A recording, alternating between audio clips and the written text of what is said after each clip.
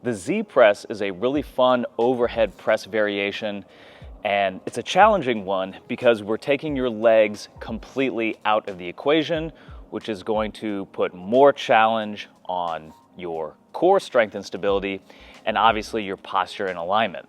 So here's how we set up. Legs out in a split straddle position.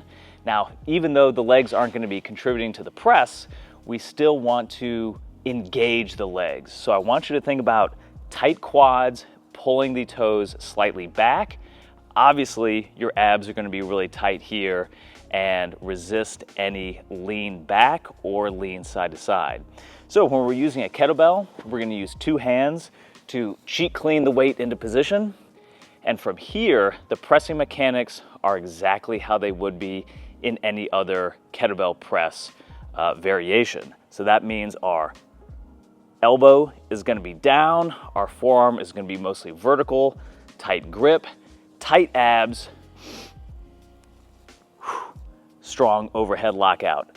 Bicep close to ear, lat engaged, pulling down nice and slow. Other arm is engaged as well, so I'm making a fist with my opposite side. Staying tall, staying tight. If anything, I want you to think about leaning slightly forward at the top, not leaning back. Now from here, you can also bring the legs together into an L position. Same kind of thing. I'm staying nice and tall, two hands, cheat clean the weight, tight rack position, and press overhead. Okay, try a few from the side so you can see what that looks like. For my open straddle position, two hands to clean the weight, really thinking about keeping a nice tall posture, tight abs, tight legs, tight grip. So that is the theme. Okay, so a few variations to look at from here. First, obviously, the Z press can be done with dumbbells. So one at a time, alternating, or both at a time, all your main technique points still apply. Now, specifically here with dumbbells, I always like to have wrists facing in at the top, or at the bottom, I should say, and rotating as we press out. And of course, pressing both weights at the same time are going to put the most challenge on your thoracic spine mobility and extension. So don't worry about pressing two weights at once until you're very, very confident in that shoulder and T-spine mobility. The Z press can also be done with a barbell.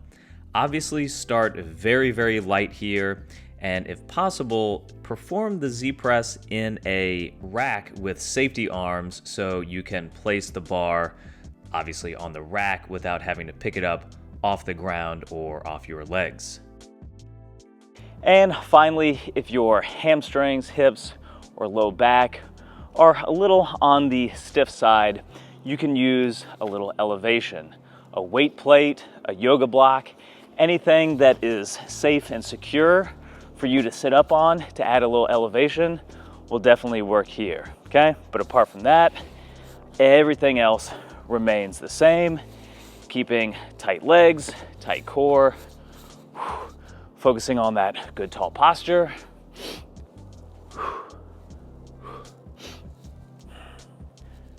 Just that little elevation will help create a little bit more space for your hips. And that is the gist of the Z press. Feet way out, feet in. It's all good. The main point here is just that you want to think about really keeping a good tall posture. Again, you'd be surprised on how much the legs and the hips contribute to your overhead press strength and mobility for that overhead press pattern.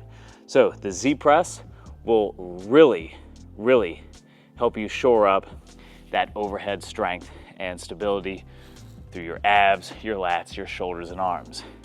That's the gist of the Z Press. Enjoy.